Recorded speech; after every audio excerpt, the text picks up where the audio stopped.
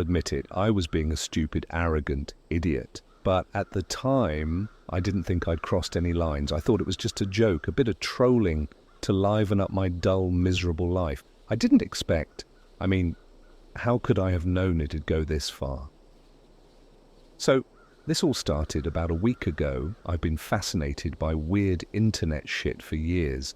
Urban legends, forums where people share their true paranormal encounters, dark web horror stories. You name it, I'm into it. But I never actually believed any of it was real.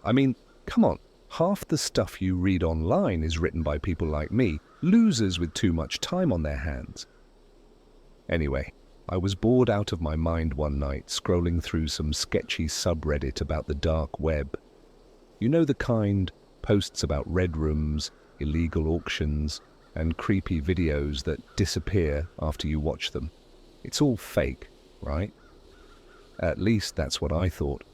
That night, I stumbled across a comment thread where people were discussing dark web forums they'd allegedly visited. One guy, or girl, who knows, posted a link that just said, "Don't click unless you're ready to piss yourself."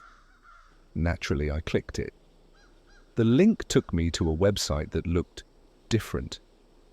Not like your usual dark web marketplace or some generic hacker crap. The site was bare bones, just a black screen with a single line of text at the top. Enter at your own risk. Beneath it was a chat box, and from what I could tell, it was live. People were posting messages in real time. The first thing I noticed, the usernames. They weren't normal usernames. No xxdarkhacks or xxx or anonymous guy 123 nonsense. These were, unsettling. Stuff like Blood Harvest 89 and The Watcher is near. The messages were worse. People were sharing things, horrible things that I won't repeat here. Confessions of crimes, weird rituals, plans for meeting up to do God knows what. I should have closed the browser right then and there, but no. I had to push my luck. Like I said, I'm an idiot. I created a throwaway username, something stupid like Trollface9000, and jumped into the chat. My first message was just me testing the waters. "So what's the big deal here? You're just LARPing serial killers or what?" I thought I was being clever, funny even, but the chat went dead silent after I sent that. For a full minute, no one said a word. Then a new message popped up. "You shouldn't be here." I rolled my eyes and typed back, "Ooh, scary. What are you going to do, hack me?" The next reply came almost instantly. "Leave. Now." So, naturally, I doubled down. I started spamming the chat with stupid memes, mocking their usernames, calling them edgy teenagers with too much free time. Typical troll stuff. That's when it happened. A new user joined the chat. Their username was just a string of numbers, 13 digits, no pattern I could recognize. They didn't say anything at first, but then they posted a single message. "Your IP address is redacted." Except it wasn't redacted. They posted my actual IP address. My stomach dropped.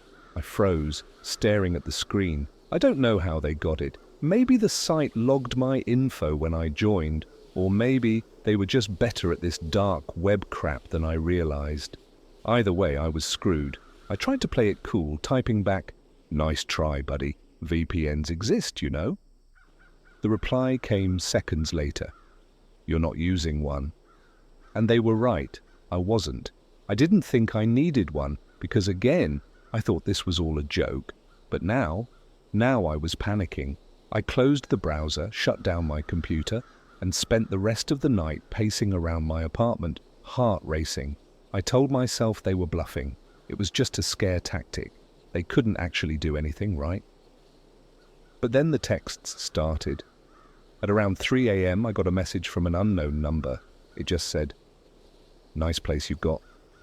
I ignored it. A minute later, another text. "That IKEA lamp looks cheap as hell." My blood ran cold. I turned to look at my lamp, the exact one they'd mentioned. sitting in the corner of my living room. How the hell did they know about it?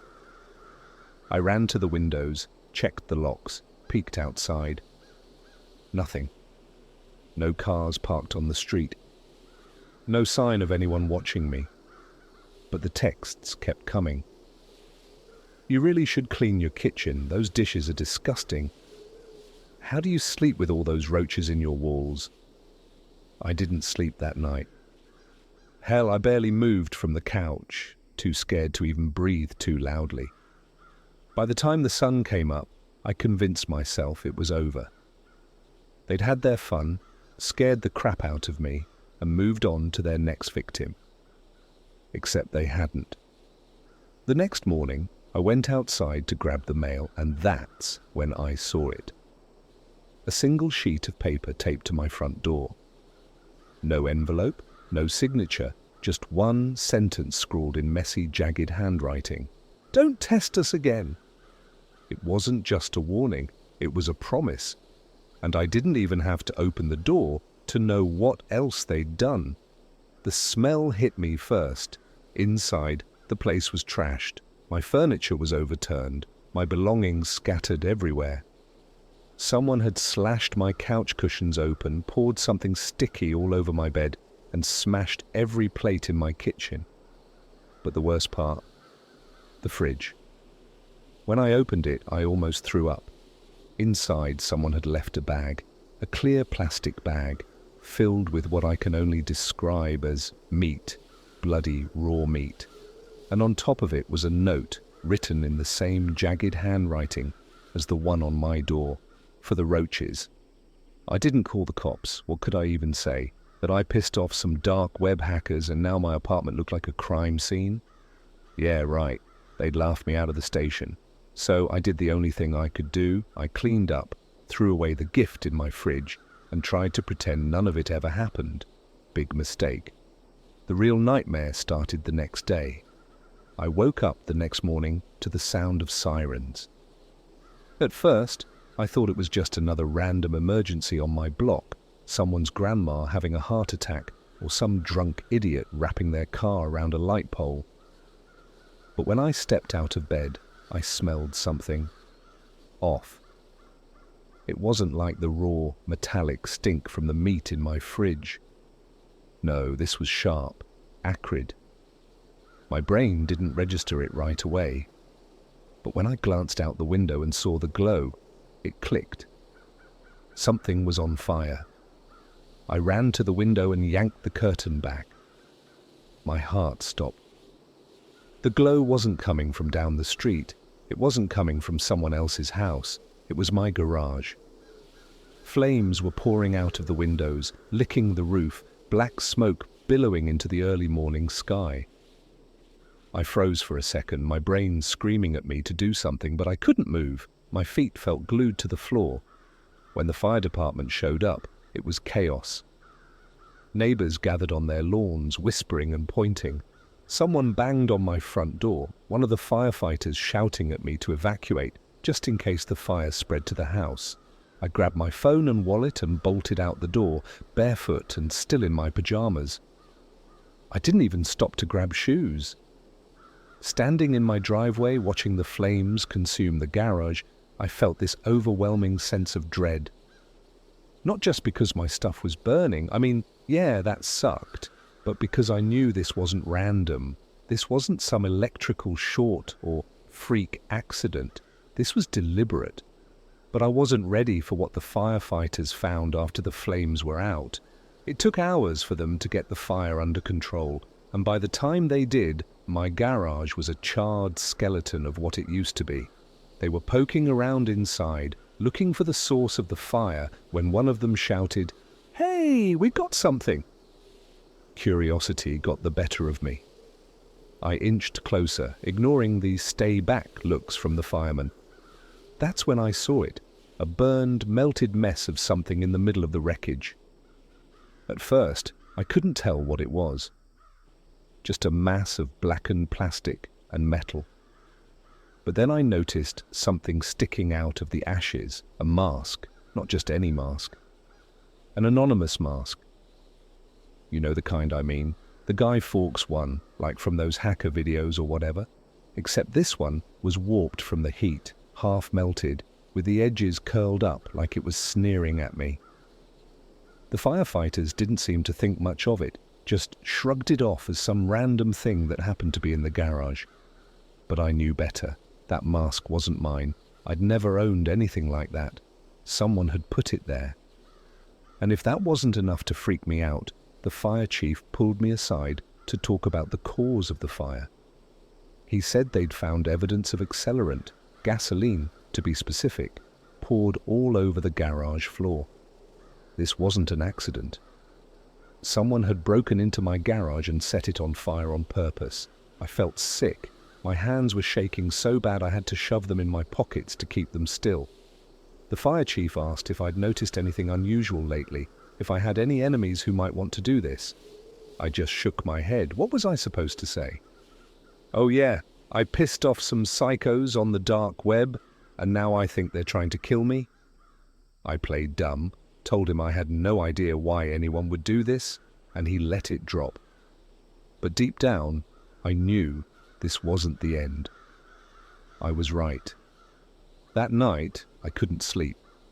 Every creak, every groan of the house, every gust of wind against the windows, it all made me jump. I kept telling myself I was being paranoid, but I couldn't shake the feeling that someone was watching me. Around midnight, I finally broke down and grabbed a kitchen knife. I sat on the couch, clutching it like a lifeline, staring at the front door. That's when my phone buzzed. I nearly jumped out of my skin. The screen lit up, and for a second I thought it was just a spam text or some random notification. But no, it was another message from an unknown number. Nice fire, wasn't it? My stomach dropped. My hands went clammy. I could barely hold on to the phone as I typed back, "Who the hell is this? What do you want?" The reply came instantly. "Just making sure you got the message. Don't mess with us again." I stared at the screen, my mind racing. I didn't even know who us was. Some dark web cult, hackers, sadistic trolls with way too much time on their hands. Before I could respond, another text came through. "Sleep tight." That's when I realized something. The texts didn't feel random. They didn't feel like the vague threats from before. No, this felt targeted, like whoever was sending them knew exactly what I was doing. That's when I noticed it. The blinking red light in the corner of my living room. My blood turned to ice. It was a camera. A tiny, barely noticeable camera wedged into the corner of the room where the ceiling met the wall. It was so small I never would have noticed it if I hadn't been staring straight at it. My hands started shaking as I climbed up on the couch to get a closer look. I reached up and yanked it out of the wall, holding it up to the light. It was still warm. I don't remember much after that.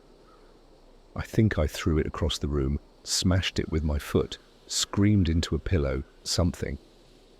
But the thing that really scared me, it wasn't just the camera, it was the fact that someone had been inside my house. Someone had broken in, planted that thing, and I hadn't even noticed. How long had they been watching me? How much had they seen? I didn't sleep that night. Hell, I didn't even stay in the house. I grabbed my keys, jumped in my car, and drove to a shitty motel on the edge of town. But even there, I couldn't shake the feeling that I wasn't alone, that someone was out there watching, waiting, and the worst part. The texts didn't stop. I didn't go home for 2 days.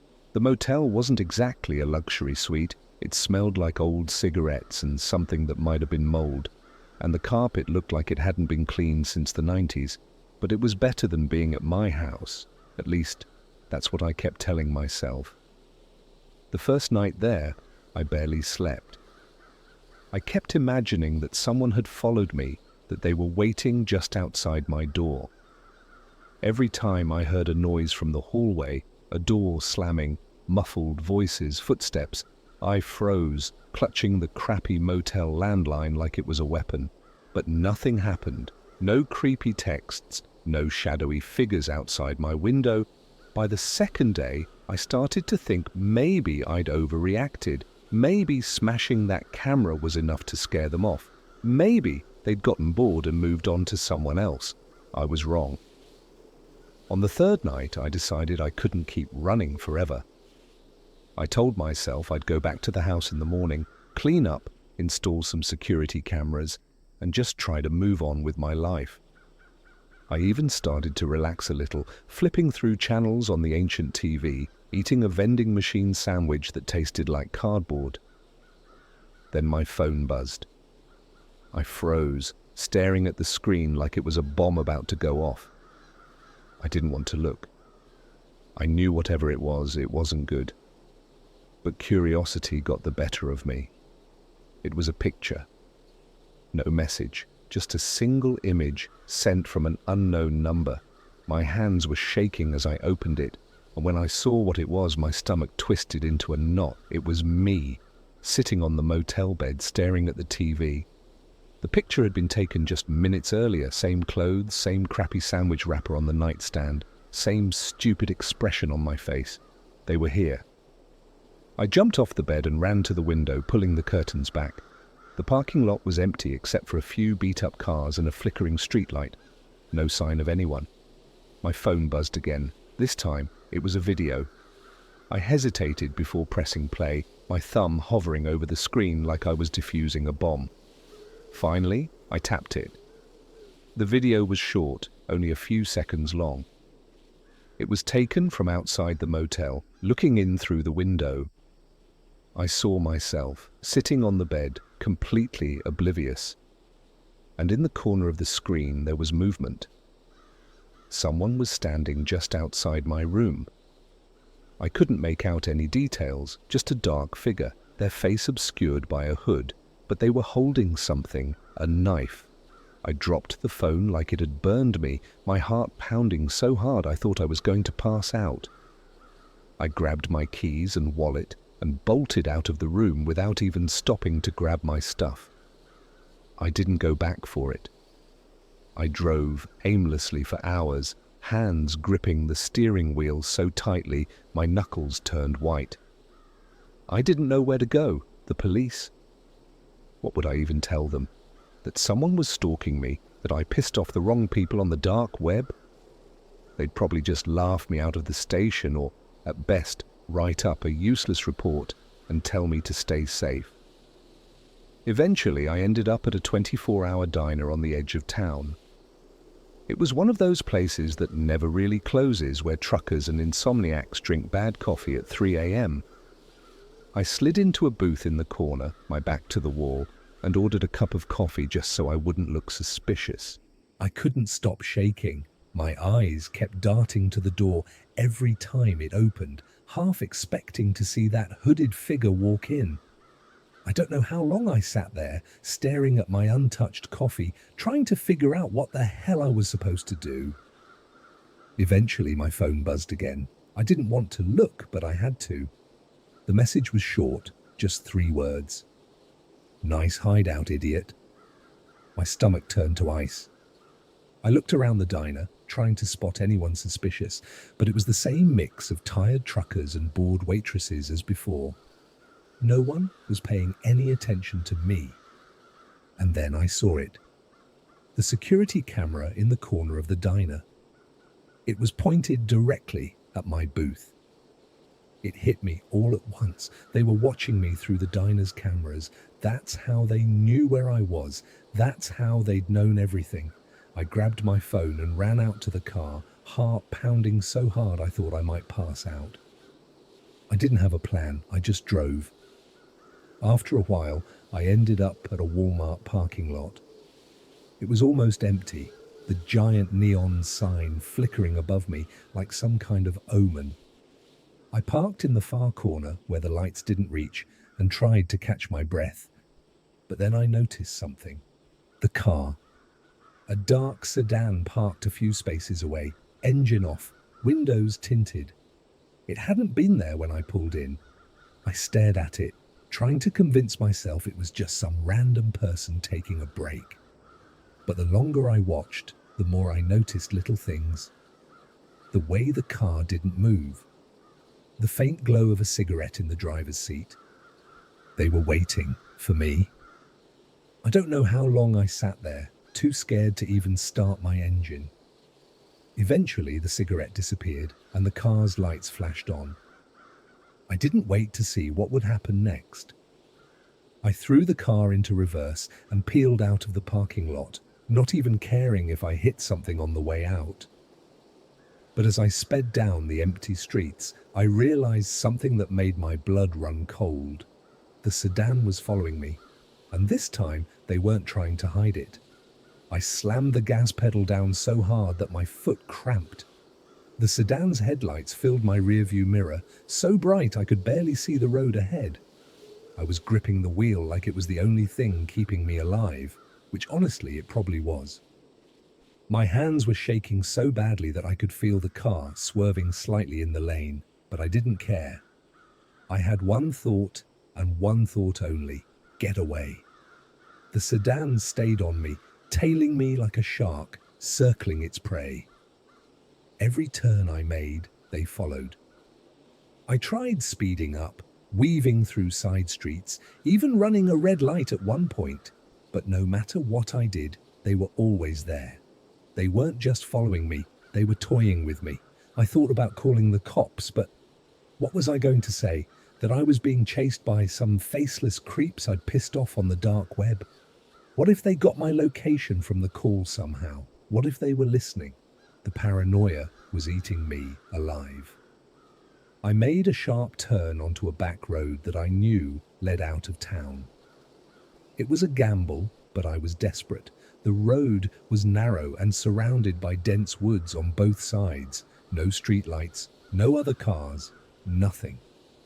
If I could lose them here, maybe I'd have a chance. Maybe. For a moment, it seemed to work.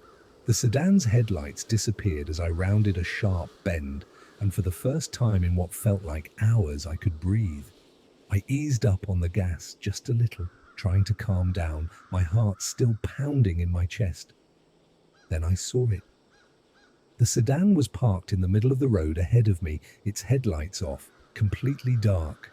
I slammed on the brakes, tires screeching as the car skidded to a stop just feet from their bumper. My breathing was ragged, my mind racing. How the hell did they get in front of me? For a few seconds, nothing happened. The car just sat there, completely still, like it was daring me to make a move. Then the driver's side door opened. A man stepped out. I couldn't see his face at first. He was backlit by my headlights, just a shadowy figure in the dark. But as he walked toward me, something about the way he moved made my skin crawl. It was slow, deliberate, like he had all the time in the world. He wasn't in a rush. He knew I wasn't going anywhere. As he got closer, I saw what he was wearing: black pants, a hoodie with the hood pulled up, and a mask. Not the same warped anonymous mask from my garage, though. This one was different. It was white, featureless, with no holes for eyes or a mouth. Just a blank, emotionless face staring at me. I panicked. I threw the car into reverse, tires spinning as I backed up as fast as I could without losing control. But before I could get far, I felt it, the sickening jolt of something slamming into the back of my car. I glanced in the rearview mirror and saw another vehicle, a van this time, blocking my escape. They had me trapped. The man in the mask kept walking toward me, slow and steady, like he was savoring the moment.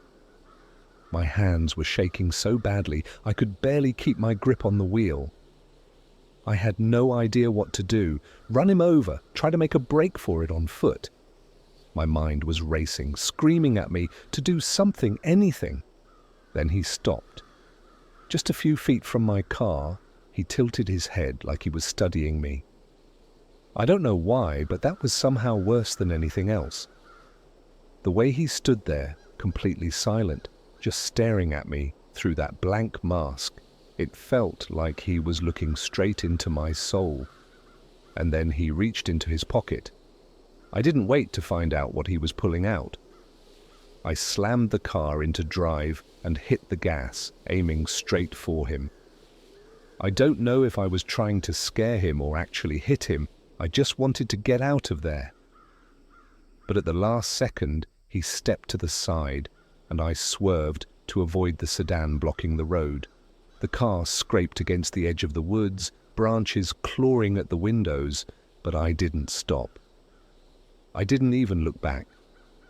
I just kept driving, heart pounding in my ears, until I was sure they weren't following me anymore.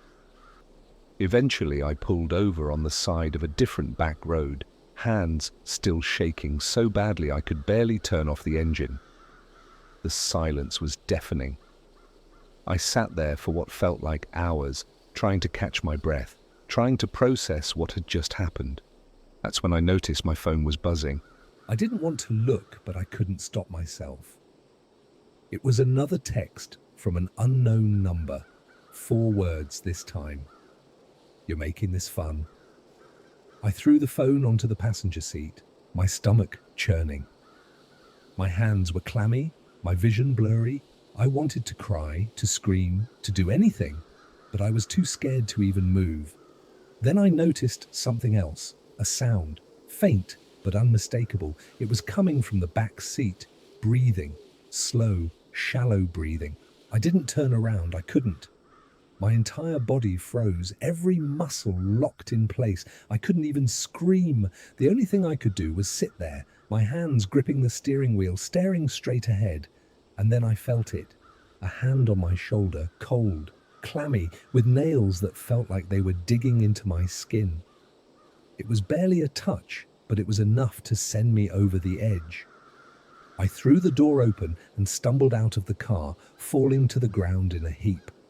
When I turned around, the back seat was empty. No one was there. But the passenger side door was open and my phone was gone. I don't even remember getting back into the car that night. All I know is that at some point I started driving again, aimlessly, too scared to stop. I wasn't thinking clearly anymore. My mind was a scrambled mess of panic and exhaustion. My hands were still shaking, my chest felt tight, and every shadow on the side of the road looked like someone standing there, waiting for me. I finally ended up pulling into an abandoned rest area. The lights in the parking lot were flickering, half broken, casting long, distorted shadows on the cracked pavement. I thought about sleeping there, if you could even call it that. But the idea of closing my eyes felt impossible. Every time I even thought about it, I felt like I'd open them to see that faceless mask staring back at me. I locked the doors and sat there in the driver's seat, gripping the steering wheel like it was the only thing tethering me to reality. I couldn't stop replaying everything in my head, the fire, the texts, the man in the mask, the breathing in my car. It all felt too surreal, too absurd to be happening, but the fear in my gut was very, very real. I must have dozed off at some point because I woke up to my phone buzzing again. My heart jumped into my throat. I didn't even want to touch it, but I couldn't just ignore it either. I reached for it with trembling hands and looked at the screen. This time, it wasn't a text, it was a video call. The number was, of course, unknown. Every rational part of me screamed not to answer it, to throw the phone out the window and just drive until I ran out of gas. But something about that buzzing, it was like it had its own gravity. I stared at the screen for what felt like an eternity before my thumb moved on its own, hovering over the green button. I answered. The screen went black for a second, and then the image came into focus. My blood ran cold. It was me, not a video of me right now. The live feed showed me sitting in the car, staring at the phone like an idiot, my face pale and gaunt in the dim light. I could see the rest area behind me, the flickering streetlights, the cracked asphalt. It was being filmed from somewhere outside, but I couldn't see anyone near the car. I felt like I was going to throw up. Then the camera started to move. Slowly, Deliberately, it panned around the car, circling it like a predator stalking its prey. I turned my head, looking out every window, but the lot was empty. No shadows, no figures, nothing. But the camera kept moving, getting closer, until it reached the driver's side window. I whipped my head to the left, staring at the glass. Nothing. Just my own terrified reflection staring back at me. But on the screen I saw something else. There was a hand, a pale, bony hand, pressed against the glass on the driver's side. I turned to look again, my breath caught in my throat, but it wasn't there. On the screen, though, it stayed. And then the camera shifted again, upwards this time, until I was staring at a blank, white mask just outside my window. I couldn't move, couldn't breathe. It felt like every muscle in my body had locked up, like my brain had just shut down completely. The mask tilted slightly as if whoever was behind it was studying me. And then it disappeared. On the screen, I saw the mask step back into the shadows, swallowed by the darkness beyond the streetlights. But in reality, nothing. No movement, no sound. It was like it had never been there at all. That's when the phone buzzed again. A text this time. "Run!" I didn't hesitate.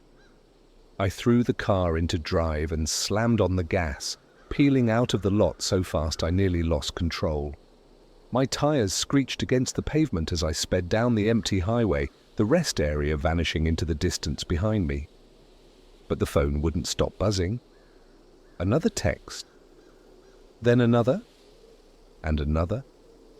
They were coming in so fast I couldn't even read them, but I could hear the notifications stacking up, one after another, like the sound of a countdown.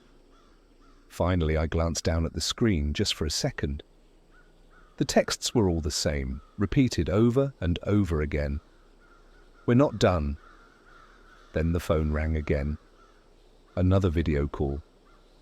I didn't answer it this time. I wasn't that stupid. But as soon as I rejected it, the car's radio came on. I hadn't touched it. At first, it was just static, loud and grating like a broken TV. I reached out to turn it off, but before I could, a voice cut through. "Don't stop driving." It was a man's voice, low and distorted, like it was coming through a broken speaker. My chest tightened, and I felt the panic clawing its way back up my throat. "You can't run forever," the voice said. "We'll find you. You know that, don't you?" I tried turning the radio off again, but it wouldn't budge. The buttons weren't responding, like the whole thing was locked. "Why did you have to poke the bear?" the voice continued, almost amused. "All you had to do was leave it alone, but no. You thought you were funny. You thought you were clever." The static grew louder, drowning out the voice until it was almost deafening. I wanted to scream, to rip the radio out of the dashboard, but I couldn't think straight. Then the voice came back, clearer this time. "We're everywhere, we're watching, and this is just the beginning." And just like that, the radio cut out. Silence. I drove for hours after that, too scared to stop. When the sun finally came up, I found myself in the middle of nowhere, surrounded by nothing but empty fields and a long stretch of highway. I haven't been home since. Hell, I don't even know where home is anymore. I've been living out of my car, always moving, always looking over my shoulder. The texts have slowed down, but they haven't stopped. Every few days I get a new one. Sometimes it's just a single word. Soon. Sometimes it's a picture of wherever I've been that day, proof that they're still watching me. I don't know who they are or what they want. I don't even know if they'll ever stop. But one thing's for sure, I made a mistake, and now I'm paying for it.